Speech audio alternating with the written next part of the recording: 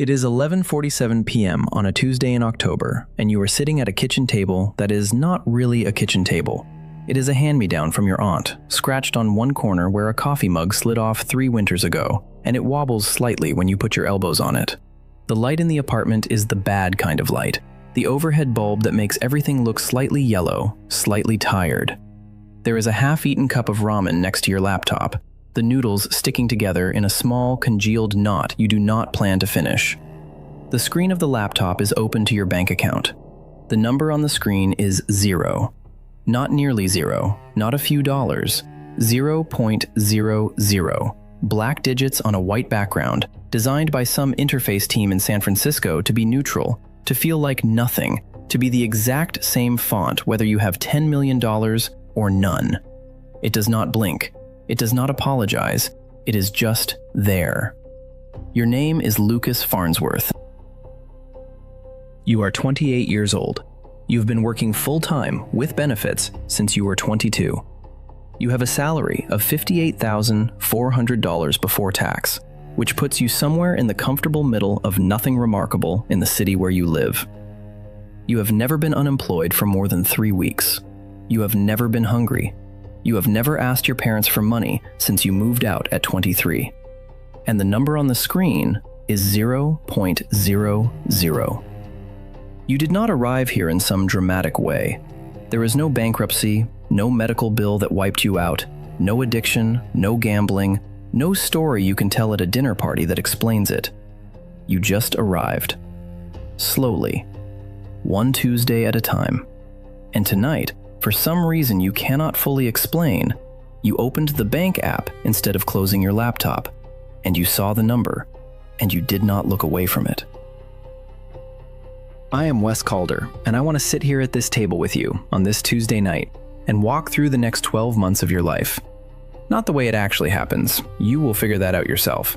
The way it could happen, if you let the next few minutes change something small inside you. Because the story I am going to tell you is not about money. It is not about budgeting. It is not about the 7 habits of highly effective whatever. It is about the quiet thing that has to happen inside a person before any dollar will ever stay in their account longer than a payday cycle. It is about a mindset shift, and it is about you. You did not always think the number on the screen was 0 because you were broken. You used to think it was 0 because you were young, and young people do not save, and that was fine. And someday, soon, when you got the next raise, when you finished the cert, when you moved to the better apartment, when the freelance work picked up, then you would start. You believed this with the kind of belief that does not need evidence. It was simply true the way it was true that you would eventually get around to flossing every day. The first time you noticed something was wrong was 3 years ago. You were 25. It was a Thursday. You went to the gas station around the corner, the one with the broken second pump, and you tried to pay for $42 of regular unleaded with the debit card you always used, and the card was declined. You were not embarrassed at first. You assumed it was the chip. You ran it again. The cashier, a woman in her 40s with a name tag that said Marisol, did not look at you. She looked at a spot somewhere over your left shoulder, the way cashiers learn to look when they are sparing you something. The card was declined the second time, too. You used your credit card. You drove home. You opened the bank app in the parking lot of your apartment, sitting in the driver's seat with the engine still running, and you discovered that you had overdrafted by $3.72 on a coffee that morning. The overdraft fee was $35. Then there were 2 more transactions that came in after the coffee, and each of those triggered another $35 fee. You had paid $107.16 in fees on a coffee that cost $4 and a 50-cent grocery card swipe. You sat in the parking lot for a long time. Then you decided it was a rough month. You decided you would be more careful next month. You moved on. That was 3 years ago. Tonight, sitting at the kitchen table, you opened a different tab on your laptop, and you went into your bank account history. And you used the search filter to look for the words underscore, quote, underscore, 0, underscore, and the screen filled up. 27 months, $1,053 in overdraft fees alone, not counting the small things attached to them. $1,053. Enough for a flight to anywhere in Europe. Enough for 2 months of rent in the cheap apartment. Enough to be the seed of a small emergency fund that by now would have grown into the very thing whose absence created every overdraft in the first place. You close the search. You leave the bank app open. The number is still 0.00. This is where the story starts. I want you to understand something, and I want you to understand it before we go any further. Because if you do not understand this, the rest of this episode is going to feel like a lecture. And I am not here to lecture you. I am here to sit at the table with you. The thing I want you to understand is this. You are not broken. You are not stupid. You are not lazy. You are not the one in your friend group who failed at adulthood.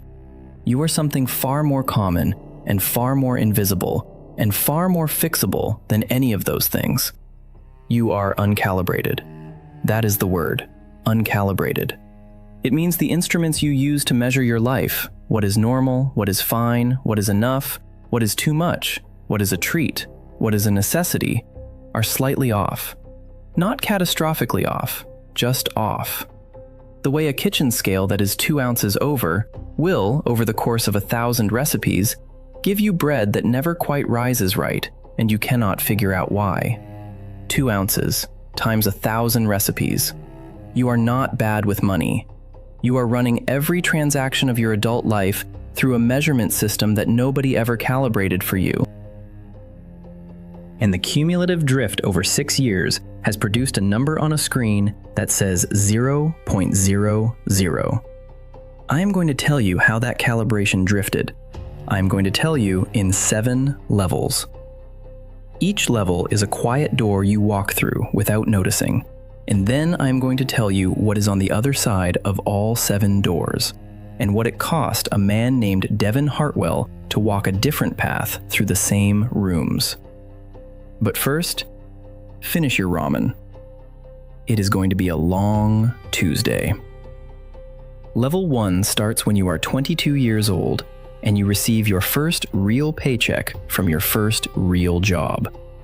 The job is at a mid-sized firm doing entry-level operational work that nobody outside the company would understand or care about.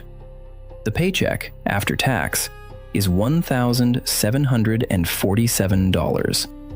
It hits your bank account on a Friday at exactly 8:03 in the morning, and you watch the number change in real time on the app while you are still in bed. And there is a feeling in your chest that you will, in retrospect, never quite feel again. It is the feeling of having made it. Not made it big, just made it. The feeling of being a person who is paid for being alive. You do not have a savings account. You do not have a budget. You do not have a plan. You have a checking account with $1,747 in it, and you have rent of $950 due on the 1st, and you have a phone bill, and you have a car insurance bill, and you have utilities, and after all of that, there will be roughly $300 left. And you do not yet understand that the $300 is the only part of the paycheck that will ever truly belong to you in the way you think the whole paycheck belongs to you right now. This is level 1, the starting point. You at 22, in bed, watching the number on the screen, feeling like a king of a small kingdom that is about to be slowly, politely, almost lovingly taxed away from you by 1,000 small things that will not seem like taxes when they happen. The first thing you do with that paycheck, on that Friday, is you go out to dinner with 3 friends from college. You go to a place that is slightly nicer than what you would have picked the week before. You order an appetizer because you are now an appetizer kind of person. You order a cocktail that costs $14 instead of the $7 beer because you are now a cocktail kind of person. You pick up the check for one of your friends because you remember the time he picked up your coffee in junior year. The total, after tip, is $89.40. You do not feel it. The number on the screen barely moves. You are a person who is paid now. $89 is what people who are paid spend on a Friday dinner. This is the first calibration drift. It is not the dinner. The dinner is fine. The drift is in what the dinner means to you. You have just established a new normal. You have just told your future self, without realizing it, that this is what Friday looks like now. And your future self will believe you. Your future self will keep going to dinners like this every Friday for the next 6 years. And the dinners will get slightly nicer, and the cocktails will get slightly more expensive, and the people at the table will change, but the price will never go down, and you will not save a single dollar from any of those Fridays. And at 28, you will sit at a kitchen table and stare at a screen that says 0.00. And you will not be able to point to any single Friday and say, that was the problem. Because no single Friday was the problem. Every Friday was the problem. And every Friday felt completely, utterly, beautifully fine. Devon Hartwell, at 22, on the same Friday, in a different city, also got his first real paycheck. His was $1,612 after tax, slightly less than yours, because his state has higher income tax. Devon also went out to dinner with friends. He also ordered an appetizer. He also picked up a check for someone. The total of his Friday dinner was $76.20. The next morning, Devon Hartwell did something you did not do. He sat down at his apartment desk with a cup of cheap coffee, and he opened a website his uncle had mentioned to him at his college graduation. And he set up a high-yield savings account with an online bank he had never heard of before. He linked it to his checking account. He set up an automatic transfer of $50 every Friday, starting the following week, to coincide with his payday. $50. Not because $50 was a meaningful amount of money. Not because $50 was going to make him rich. $50 because that was the smallest number he could imagine moving every week without feeling it. And the smallest number was the only number he was sure he would not eventually cancel. That is the entire difference between Devon Hartwell at 28 and you at 28. It is not discipline. It is not income. It is not intelligence. It is one Saturday morning, one cup of cheap coffee, one decision to set up a transfer that he immediately forgot about and never had to think about again. $50 a week, every week, for 6 years. 3,120 Fridays. No. 312 Fridays of $50 each. $15,600 of his own money sitting somewhere, plus the interest, plus the small additional transfers he started adding when he got his first raise at 24, plus the bonus contributions when he got promoted at 26. $47,000 in a savings account. Not because Devon is better than you, because Devon, on one Saturday morning when he was 22, set up a transfer. You did not set up the transfer. You went to brunch. Level 2 starts about 6 months into the first job. You have settled into the rhythm of being paid. The Friday dinners have become a fixture. You have also started doing other things that, at the time, feel like something other than spending. You sign up for a gym membership at the nice gym, the one with the sauna and the smoothie bar. $69 a month. You start getting your coffee at the place around the corner from the office instead of making it at home, because you are an adult who is paid, and adults who are paid do not make coffee at home. They buy it from a person whose name is Marcus and who knows your order. $5.75 every weekday, $1,512 a year.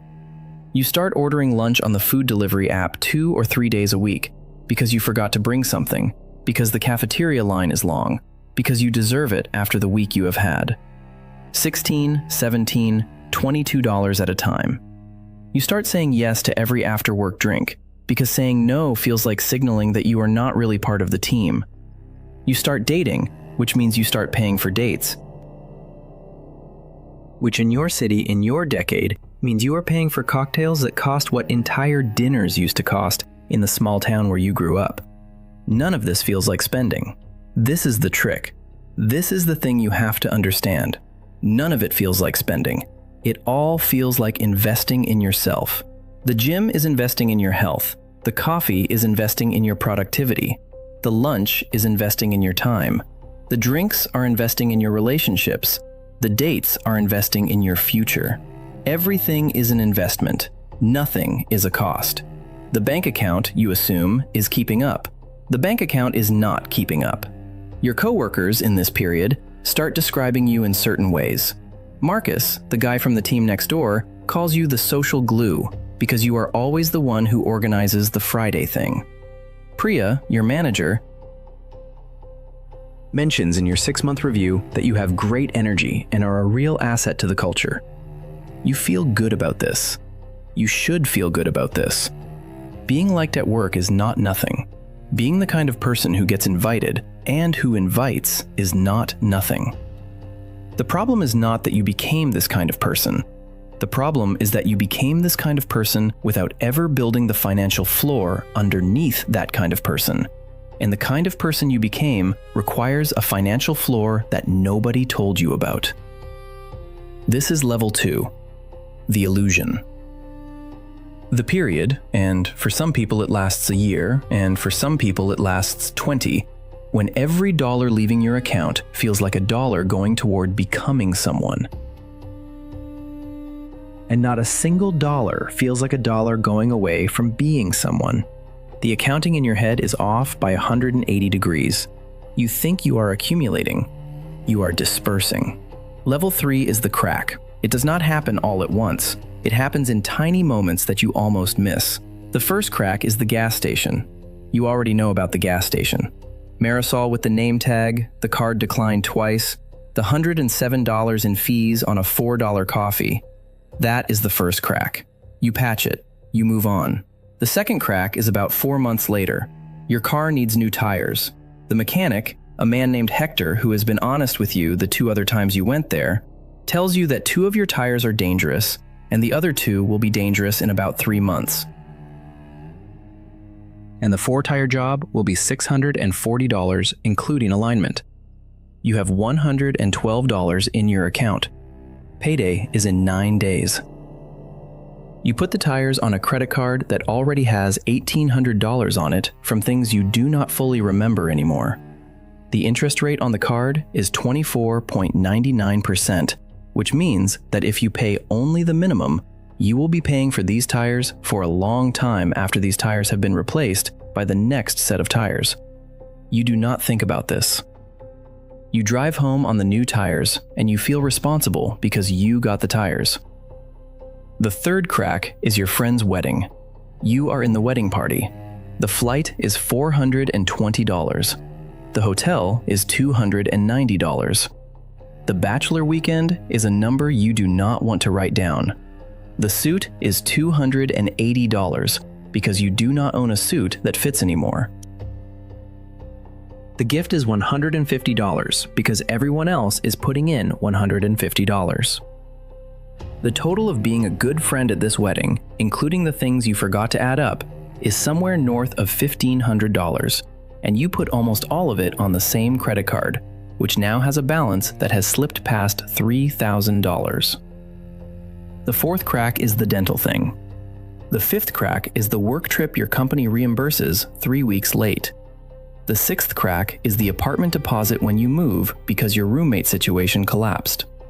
The seventh crack is the time your laptop died and you needed a new one for freelance work that was supposed to pay for the new laptop, but did not quite in the end.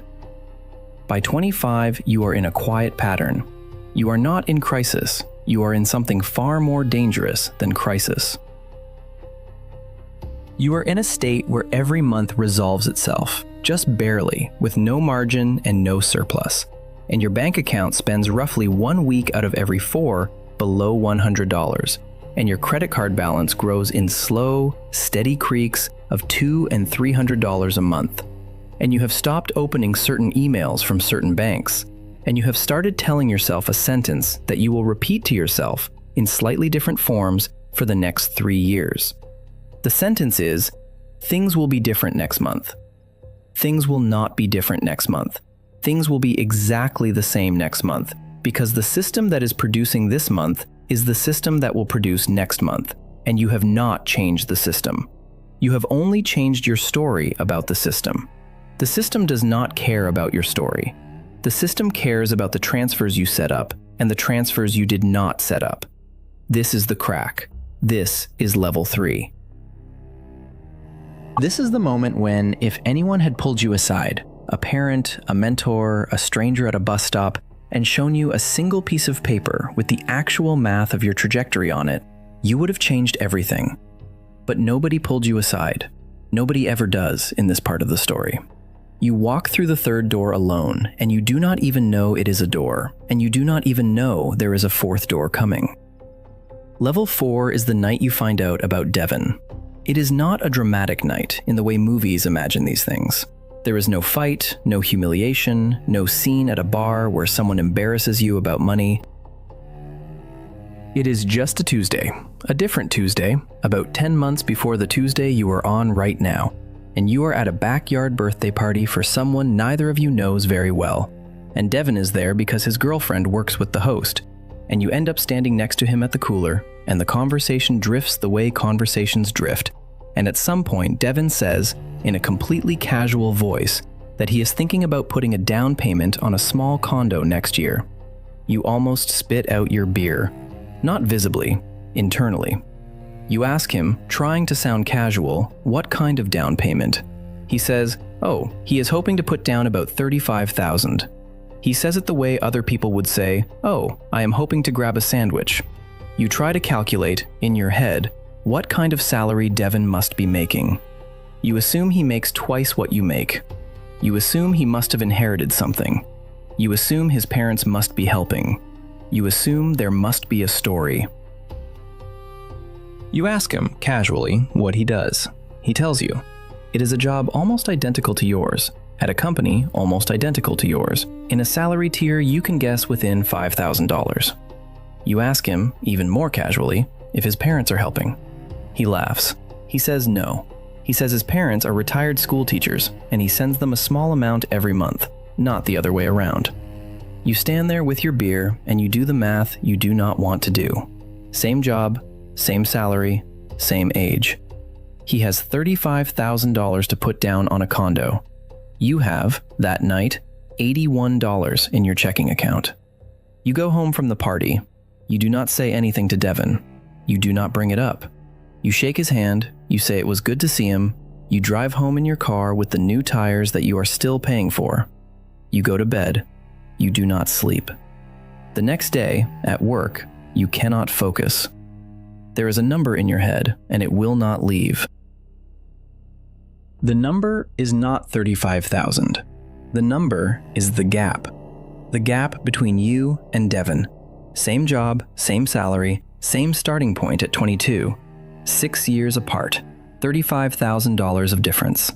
You start trying to imagine what Devon did differently. You start trying to imagine what he gave up.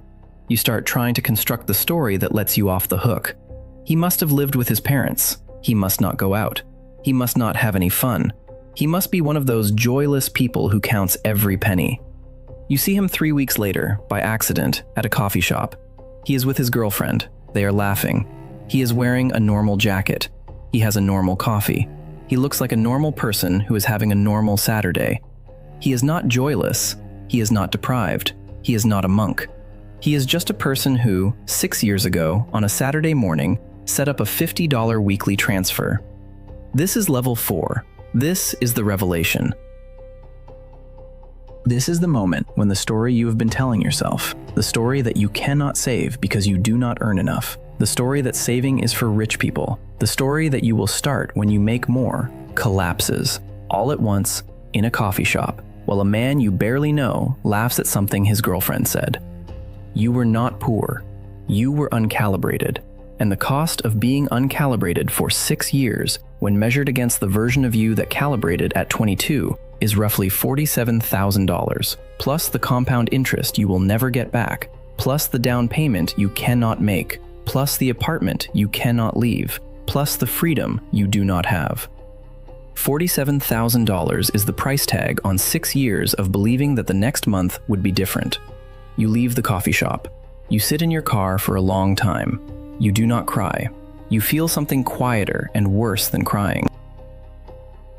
You feel the feeling of having spent 6 years walking in a circle and only just now noticing the footprints. Level 5 is the waiting. Between the night at the coffee shop and the Tuesday at the kitchen table, the one you are sitting at right now, there are roughly 10 months of nothing happening. This is the part of the story that nobody tells you about, and it is the most important part.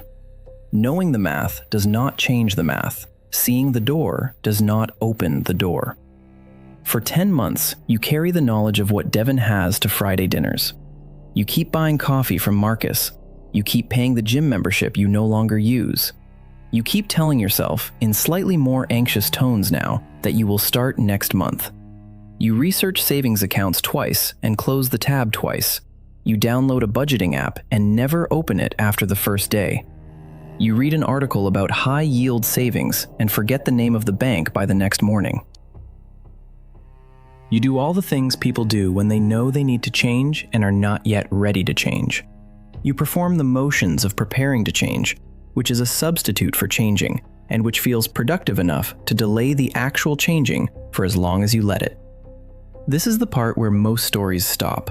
Most people live their entire financial lives in level 5. They learn the math, they feel the shame, they research the solutions, and they never quite execute. They die in level 5. They die with a checking account that says 0.00 and a head full of half-finished plans and a story about how they were just about to start. You are sitting at the kitchen table at 11:47 p.m. on a Tuesday in October because something in you, tonight, has decided that you are not going to die in level 5. You do not know yet what that something is. You will not be able to name it later. It is not motivation. Motivation does not work this way. It is something quieter, a kind of tired honesty that arrives sometimes on a Tuesday for no reason at all and sits down across from you and refuses to leave until you do one small thing. The small thing is the door to level 6. Level 6 is the action, and the action is much smaller than you have been imagining for the past 10 months. Here is what you have been imagining. You have been imagining a complete overhaul. You have been imagining a spreadsheet with 47 categories. You have been imagining canceling every subscription, quitting every gym, becoming a person who eats lentils out of a thermos at his desk while his coworkers go to lunch. You have been imagining a transformation. And because the transformation is so large, and because you do not actually want to become that person, you have been doing nothing. The action is not the transformation. The action is not even close to the transformation. The action is one thing. The action is opening a high-yield savings account at the online bank that is not your main bank, linking it to your checking account, and setting up an automatic transfer of $25 every Friday. $25. Not 50 like Devon. Half of Devon. A quarter of what you spend on a single Friday dinner. An amount so small that you will not feel it, because feeling it is exactly the thing that makes the whole project fail. You do this at the kitchen table at 12:31 a.m. It takes 11 minutes. The bank's website is ugly and slow. The verification process involves a tiny deposit of 7 cents that will not arrive for 2 business days. You set the recurring transfer for the following Friday at noon. You close the laptop. There is no fireworks. There is no dopamine hit. There is, instead, a feeling that surprises you, because it is not pride and it is not relief, it is grief. You feel a small, clean grief for the version of you who spent 6 years believing he was not a person who could do this. He was a real person. He believed real things. He is gone now, in some small way, and you will not get him back. And the part of you that loved him a little, the part that found him charming and free and unburdened, has to say goodbye to him at a kitchen table at 12:31 a.m. on a Tuesday in October. That is what the first transfer costs. Not $25. The grief of becoming the kind of person who would set it up. And then, underneath the grief, almost so quiet you miss it, there is a second feeling. The second feeling is a kind of lightness. The lightness of having done the smallest possible thing that still counts. The lightness of knowing that for the next week, you do not have to think about money, because the system will move $25 on your behalf, whether you think about it or not.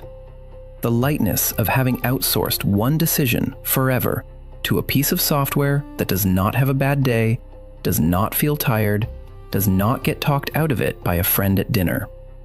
The lightness of being, for the first time in 6 years, slightly less in charge of your own future, in the best possible way.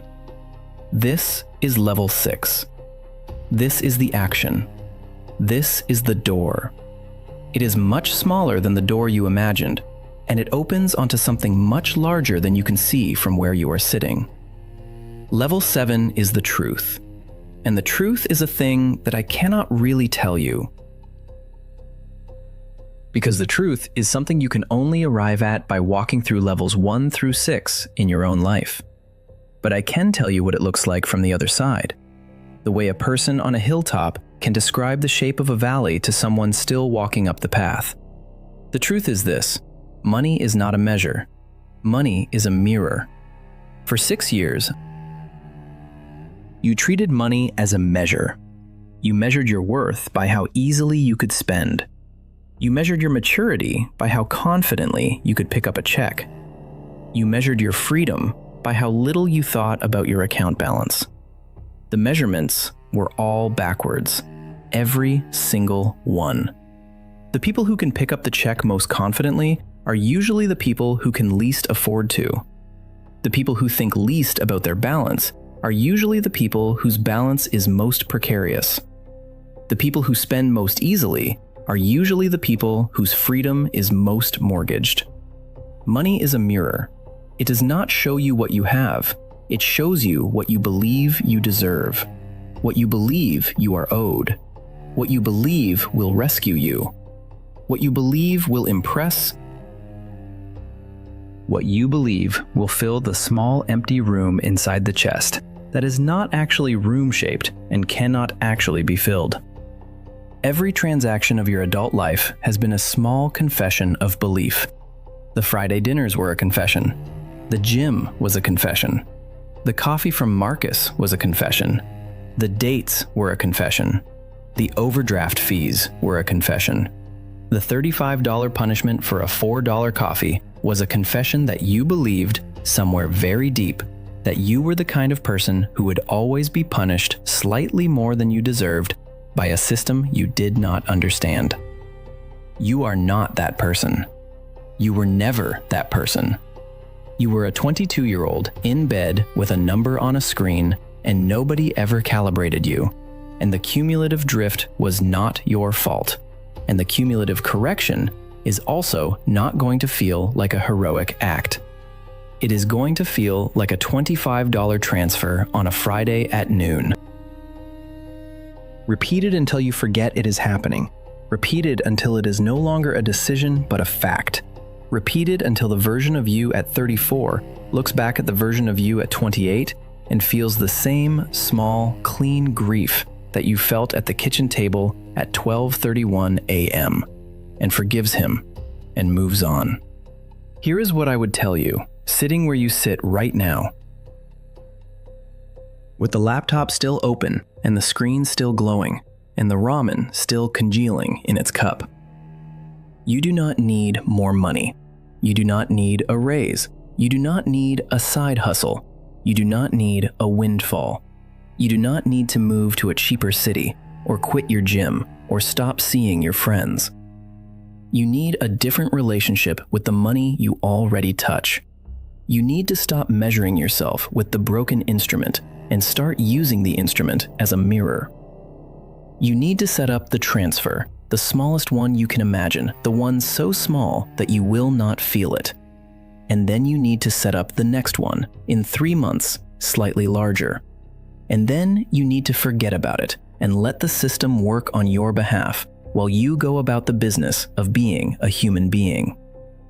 The number on the screen is still 0.00. It will say 0.00 for a few more days,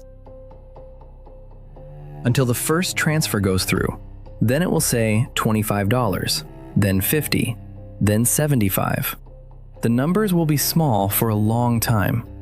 The numbers will look ridiculous compared to Devon's numbers for years. That is fine. The numbers are not the point. The mirror is the point. The fact that you are willing to look at the mirror is the point. The fact that you are still sitting at the table on a Tuesday at 11:47 p.m. in October, and you have not closed the laptop, and you have not looked away, that is the point. You don't need more money. You need a different relationship with the money you already touch. It is 11:47 p.m. on a Tuesday in October. The light in the apartment is still the bad kind of light. The ramen is still half eaten. The screen still glows, and the balance is still small, and you are still the one who has to decide. In the next episode, we are going to sit at this same kitchen table, and we are going to talk about the next door. The door you walk through after the transfer is set up and the foundation has started to form, the door that leads to the small, dangerous decisions of a young investor, the mistakes that cost the most in the first 5 years, and the difference between Devon, who saved, and the version of Devon who tried to get rich. Because saving is the first foundation, but the second foundation is harder and quieter and far more expensive when you get it wrong. We will meet there on a Tuesday at 11:47 p.m. Bring your laptop.